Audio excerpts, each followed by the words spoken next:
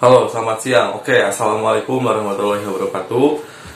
Baik lagi dengan saya Firman Helyansyah, teman-teman ya. Jadi di video sekarang saya mau bahas karena banyak juga yang nanya katanya, Bang, kenapa harus ke psikolog atau psikiater? Nah, sekarang saya akan jawab di sini karena kalau misalkan jawab satu-satu mungkin kebanyakan teman-teman ya. Jadi mohon maaf, saya jawabnya langsung di video ini teman-teman ya. Terus juga di sini saya nggak akan bahas kenapa saya harus ke psikolog atau psikiater doang, tapi di sini juga saya akan bahas apa ya, apa yang saya rasakan ketika saya konsumsi obat psikiater, terus juga berapa lama saya konsumsi obat psikiater, terus juga apa yang saya rasakan ketika konsultasi sama psikolog dan psikiater teman-teman ya. Jadi biar supaya ada gambaran buat kalian teman-teman ya. Nah, terus kalau misalkan ada yang nanya juga di sini, apakah apakah kamu harus pergi ke psikolog atau psikiater juga? Itu tergantung kondisi masing-masing, ya. Jadi di sini juga saya nggak nyuruh kalian buat mengambil keputusan, nggak sama sekali teman-teman ya, karena tergantung pada diri kita sendiri teman-teman ya, kita yang tahu sendiri. Jadi gimana kata hati kamu aja, ya, biar nggak ada kesalahpahaman juga kan teman-teman ya. Jadi sebelum jauh-jauh juga di sini saya nggak akan langsung ngebahas ke poinnya, tapi saya menyapa kalian teman-temannya. Yang pertama saya ucapin selamat malam minggu teman-teman. Ya bagi yang menjalankannya, oke. Nggak bercanda karena sekarang kan masih PPKM, jadi sebisa mungkin kamu jangan pergi kemana-mana dulu teman-teman ya. Terus juga corona makin sini makin meningkat juga teman-teman ya. Jadi bersabarlah teman-teman, bersabarlah. Jadi tunggu sampai seperti sedia kala lagi teman-teman ya. Nah, jadi kalau misalkan mau keluar pun boleh, tapi dalam situasi genting. Ya itu pun harus prokes teman-teman, jangan lupa pakai masker, terus bawa juga hand sanitizer teman-teman ya. Jadi ya tetap prokes lah pokoknya ya. Terus juga saya nggak lupa selalu doain kalian yang lagi nonton video ini sebuah kabar baik, kabar sehat buat kalian teman-teman ya. Sehat selalu, bahagia selalu, jauh dari penyakit, jauh dari musibah, tapi selalu didekatkan dengan pintu rezekinya ya. Amin teman-teman. Yang pertama sebelum saya bahas ke poinnya kenapa saya harus pergi ke psikolog dan psikiater, yang pertama saya cerita pengalaman dulu di sini bahwa waktu itu ya. Jadi saya flashback ya, detik-detik saya pergi ke psikolog sama psikiater. Yang pertama, kondisi saat itu keluarga saya nggak tahu kalau saya itu kena cemas. Jadi saya berusaha sendiri teman-teman ya. Nah itu kan saya bingung, udah saya yang kena sensasi itu, terus juga saya nggak tahu penyakit ini apa, pokoknya nggak jelas gitu kan teman-teman ya. Nah saya dari situ, yang pertama itu saya searching pasti udah mutlak anxiety sama searching itu udah kayak paru-paru lah yang nggak bisa dipisahkan. Pokoknya udah pasti aja searching anxiety ya. Nah kayak gitu, searching masalah penyakit ini ternyata ada, tapi saya maksudnya gini loh, penyakit ini ada tapi saya nggak tahu siapa aja yang kena. Nah gitu kan ya. Nah, itu yang pertama. Jadi saya ngerasa sendirian teman-teman. Dari situ langsung saya install aplikasi Halodoc. Halodoc itu waktu 2019 masih gratis ya. Jadi saya ngalamin aplikasi Halodoc dari 2019 itu gratis teman-teman ya. Mau cek sama dokter umum, dokter spesialis, itu gratis. Terus update aplikasinya berbayar. Jadi sehari itu dikasih cuma 2 dokter. Itu gratisnya cuma 2 dokter ya teman-teman ya. Terus makin sini bayar lah kayak gitu. Jadi pokoknya saya ngalamin di waktu saat gratis ya.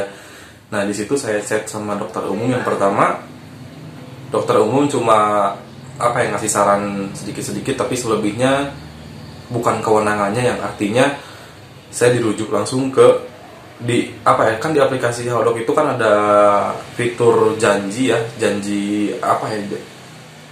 pokoknya saya langsung dikasih kontak psikiater gitu loh teman-teman ya.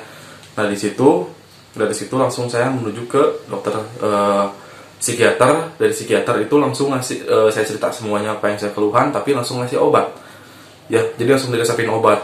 Nah sedangkan yang saya butuhan itu bukanlah obat, tapi bicara apa sih ini tuh gitu. Nah dari situ dikasih lagi sama dikasih link lagi langsung ke konseling, yaitu psikolog ya. Nah dari psikolog ini saya mulai nyaman teman-temannya, karena psikolog tahu gimana kondisi saya, terus juga gimana perasaan saya, terus juga psikolog bilang bahwa yang kena ini bukan saya doang. Nah itu kan udah mulai lega nih. Dari chatting Halodoc itu kan, dari pertama psikiater langsung dirujuk ke psikolog lagi. Nah dari konseling ini saya nanya sama psikolognya ya, saya ingat saya nanya sama psikolognya, ternyata itu dokternya lulusan di salah satu universitas di Bandung teman-teman, yang memang dekat sama kampus saya. Jadi saya sama dokter itu ketemu di Halodoc, di aplikasi itu ya. Nah saya nanya kan lulusan mana, kata saya itu memang chat itu nggak wajar ya, nggak wajar, malah ngepoin dokternya. Tapi karena kekepoan orang anxiety itu berlebihan, saya nanya nggak dijawab, saya cari IG-nya ya, cari IG dokter itu, akhirnya nemu, saya DM, dan dari situ saya langsung minta konsultasi langsung ya. Jadi kita nggak lewat chat lagi, dari langsung itu ketemu sama dokternya. Tapi sebelumnya saya nanya harga dulu, berapa biayanya. Terus yang pertama biayanya itu sekitar 250.000 per 2 jam ya, per 2 jam. Itu singkat cerita saya konseling terus gitu. Nah dari situ waktu itu saya masih kuliah, masih banyak duit bekal juga, bukan banyak duit, ada duit ya, karena dikasih uang saku juga gitu kan ya. Saya mabal teman-teman, saya gak kuliah tapi duitnya dipakai buat konseling sama psikolog ya. Jadi setiap kali ketemu 2 jam itu bayar 250.000, bayar lagi. Nah dari situ setelah duitnya udah habis nih, udah habis tapi saya belum merasa sembuh, akhirnya saya ngumpulin lagi duit ya teman-teman. Tapi yang apa ya, salah langkahnya itu saya ke psikolog lagi, beda dokternya. Jadi apa ya, menclok gitu loh.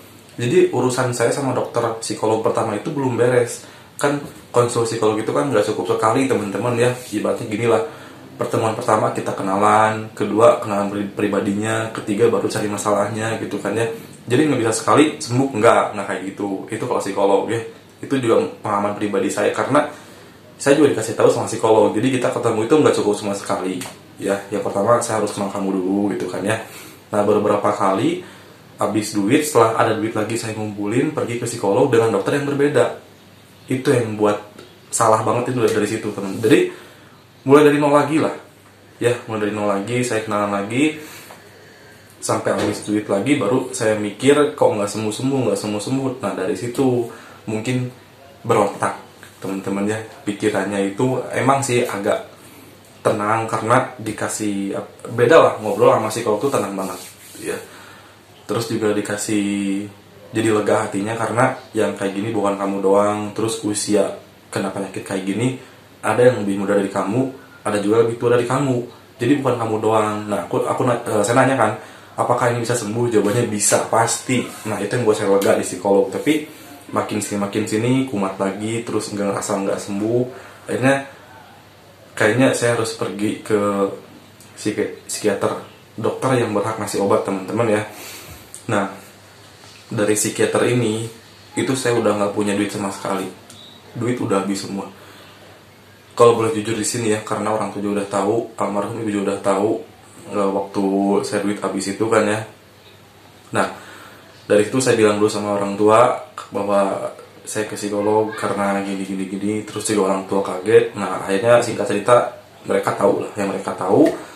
Nah terus akhirnya saya suruh kuliah lagi, tapi saya nggak bisa teman-teman ya. Terus saya mau pergi ke psikiater, pertama nggak diizinin karena udahlah katanya udah nggak usah kayak gitu lagi. Itu kata almarhum ibu teman-teman ya. Tapi saya butuh itu. Cuman apa ya, karena saya udah sering ngebohong kuliah tapi nggak pergi kampus, jadi ngambil uangnya doang gitu, maksudnya ngambil uang bekalnya doang terus pergi ke psikolog. Nah mungkin almarhum ibu juga agak kecewa atau gimana teman-teman ya. Nah dari situ saya waktu ke psikiater udah nggak punya duit sama sekali. Jadi duit Uniko ya, kalau kalau kamu tahu Uniko apa, itu saya udah nggak bisa Uniko teman-teman ya, karena udah ketahuan ya Uniko ya. Nah akhirnya waktu detik-detik ke psikiater itu kondisi doi ya, kondisi Nopi lagi kuliah, lagi ujian kalau nggak salah, lagi ujian. Nah, saya dari rumah itu saya masih inget banget waktu pergi pertama kali ke psikiater. Ingat itu hari Jumat. Hari Jumat dari rumah saya nggak punya bekal, cuma dikasih, nggak cuma dikasih sih, cuma minta ya, cuma minta buat bensin doang 10.000 sama orang tua, dan memang dikasih 10.000. Saya bilang mau pergi ke kampus ada perlu sebentar, makanya kasih 10.000. Saya beli buat bensin. Pas Jumatannya itu sebelum pergi ke psikiater, saya sholat Jumat di jalan teman-teman ya. Ini detail banget karena saya masih ingat banget ya. Jadi saya sholat Jumat dulu di jalan, di masjid gitu kan ya. Terus saya berdoa, saya minta, ya Allah, apakah saya harus pergi ke psikiater karena ini, maksud saya itu apa ya, ini hidup saya, masa saya harus mengkonsumsi obat penenang hanya untuk tenang gitu ya. Saya mikir kayak gitu, padahal untuk tenang saja aku bisa sholat teman-teman ya. Setiap sholat aku tenang, tapi kenapa saya harus ke psikiater, harus obat itu kan ya. Nah, dari sholat Jumat itu saya ngerasain hati yang tenang, pikiran yang tenang, batin yang tenang teman-teman ya. Dari situ saya nggak ngontek Nopi dulu karena saya masih tenang di masjid sampai berapa jam, dan memang harus udah beres kan ya, udah beres juga. Saya keluar, terus nyetir motor lagi, dan dari situ kumat lagi teman-teman ya. Jadi saya nggak bisa ngontrol lagi, jadi lost control, cemasnya udah berlebihan banget. Waktu itu saya cemasin gara-gara takut jantung, takut punya penyakit jantung. Itu sampai tiap hari saya tensi. Nah, makanya ngeganggu banget, akhirnya saya butuh obat penenang ya. Terus pergi ke kosan ya, Novi itu ngekos di dekat kampusnya. Terus aku bilang sama dia, katanya aku udah nggak kuat banget sama pikiran aku sendiri. Yang pertama sih balik lagi ya, yang pertama karena aku kena penyakit cemas ini, aku bilang sama Nopi kalau aku tuh udah nggak bisa lagi ngapa-ngapain. Terus juga aku minta break teman-teman ya, karena mungkin kedepannya aku suram, karena aku masih muda tapi penyakitnya udah ngeri banget, udah pesimis. Makanya aku yang pertama minta buat Nopi tinggalin aku aja.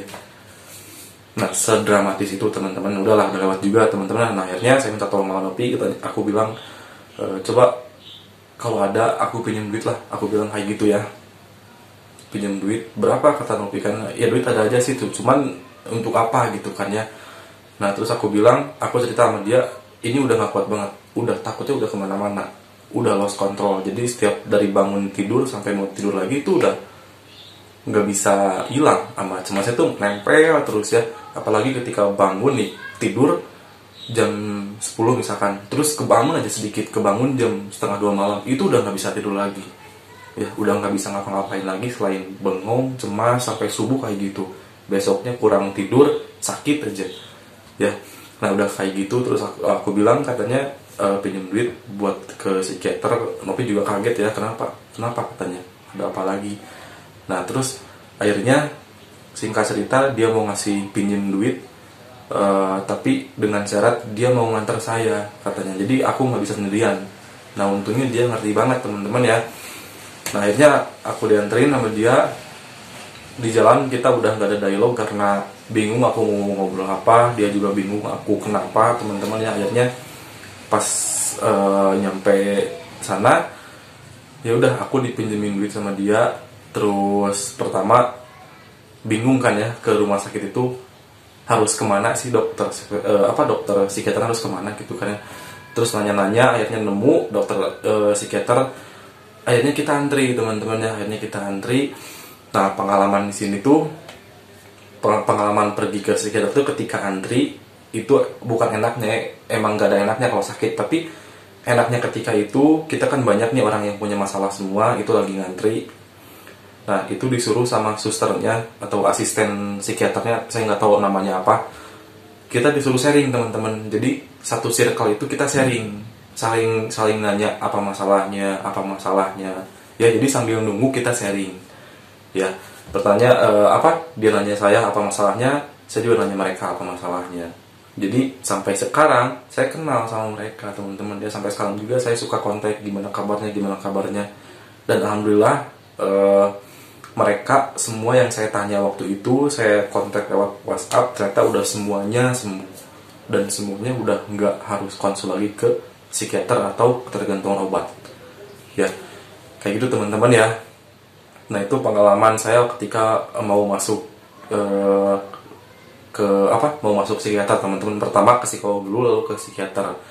Nah, lalu jawabannya kenapa saya harus pergi ke psikolog dan psikiater yaitu teman-teman ya, karena saya udah lost control banget, teman-teman udah nggak bisa kontrol diri sendiri, seolah-olah pikiran saya jadi nakodanya, bukan hati saya.